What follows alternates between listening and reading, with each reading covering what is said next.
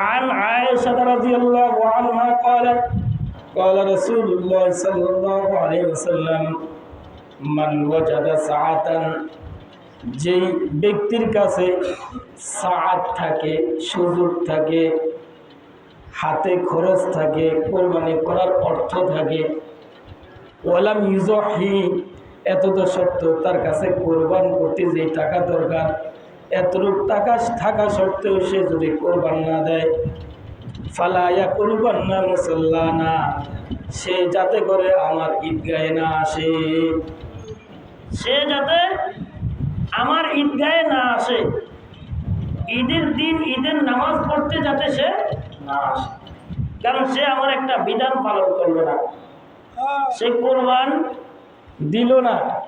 তার অর্থ আছে, মনে করে যে কোরবান যদি দেই তাহলে আমার টাকা কি হয়ে যাবে, নষ্ট হয়ে যাবে, কমে যাবে। নাউজুবিল্লাহ বলেন, একসাথে সবাই বলেন নাউজুবিল্লাহ। এলাকার কিছু দেখবেন লোক আছে, এরা গ্রুপিং করে, 5 জন 6 জন 8 জন 10 জন মিলে একটা গরু ক্রয় করে। তো এই গরুর সাথে যার সামর্থ্য আছে সেও শরীক আছে, আছে না নেই? আছে। যে আমরা 1.5 লক্ষ টাকা দিয়া বা 1,30,40,000 বা 2 লক্ষ টাকা দিয়ে গরু কিনবো, এই গরু জবাই করে তুমি এক নাম, তুমি এক নাম, তুমি এক নাম। তো এই লোকের কারণে আরো 5টা লোক যদিও কোরবান দেওয়ার মন থাকতো, কিন্তু এই লোকের সাথে শরীক ওই লোকটা কোরবান থেকে বঞ্চিত, আছে না নাই? অথচ কোরবান কার উপর ওয়াজিব? যার উপর সদকাতুল ফিতর ওয়াজিব তার উপর কোরবান কি ওয়াজিব। যাকাত কার উপর ওয়াজিব? যার কাছে 1 বছরের মাল থাকতে হবে।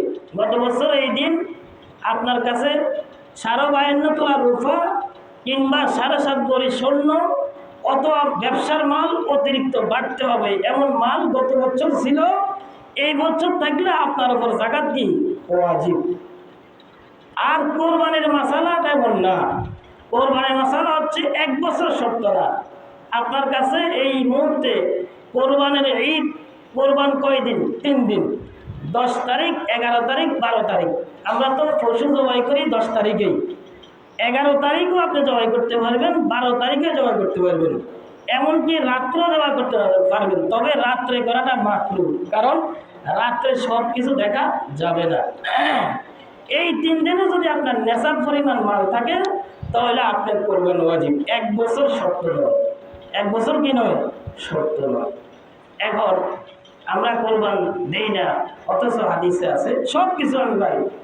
আমার বাজারে একটা ভিটা আছে, আমার টাকা আছে, অর্থ আছে, আমি সব কিছু করতে পারি, কিন্তু কোরবানের বেলা আসলে, যাকাতের বেলা আসলে, ওই হজের বেলা আসলে আমি, আমার উপর হজ ফরজ, এখন আমি দুর্বল হয়ে গেছি, আমি মেয়ে বিয়ে দিতে হবে আগে, ছেলে বিয়ে করাতে হবে আগে, বাজার একটা ভিটা কিনতে হবে, গরু কিনতে হবে, এই বিভিন্ন ঝামেলা। তাহলে আপনি আল্লাহর হুকুমকে পরে রাখছেন, আগে আপনার নিজের মন গড়া আইন আগে রাখছেন। কথা ঠিক না বেঠিক?